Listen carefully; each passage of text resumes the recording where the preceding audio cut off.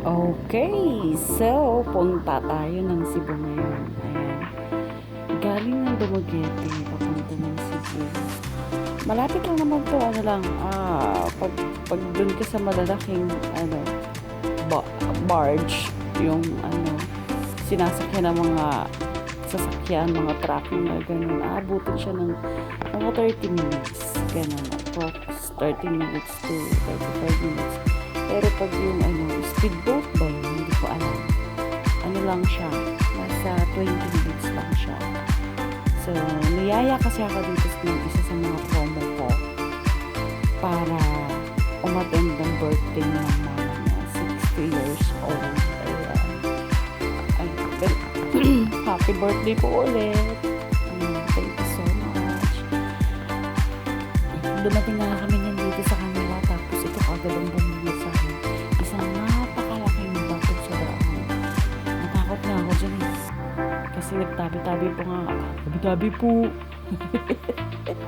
Ayan. Tapos after nun, bago kami pumunta sa handaan, yung dapat pupunta kami ng falls. At dahil di namin carry yung entrance, dito na lang kami sa maliit na falls. Ayun. Tapos nagtatampisaw dyan sa balloon. Ay, hindi balloon pool pala. Ayan, dyan kami bumagsak. Kasi hindi namin afford yung entrance dun sa falls. Masyado siyang mahal. At dahil gahol na rin kami sa oras. So, eto. Pagkatapos namin din sa pool, hindi pa rin kami nakapunto. Dumiradyo pa rin kami ng dagat dyan. Ang ganda na kami sa kanila. Ang ganda ng lugar sa kanila. White sand talaga yung dagat, kahit napakaraming bahay dyan sa pato na yun. Tapos, kinagabihan, nag-bonfire. Wala lang. Marites lang. Habang apoy, pinapatapos yung apoy.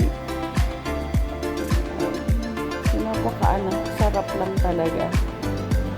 Sabi ko nga, ayoko na umuwi, doon na lang ako sa kanila titira. Kaso hindi rin pala pwede.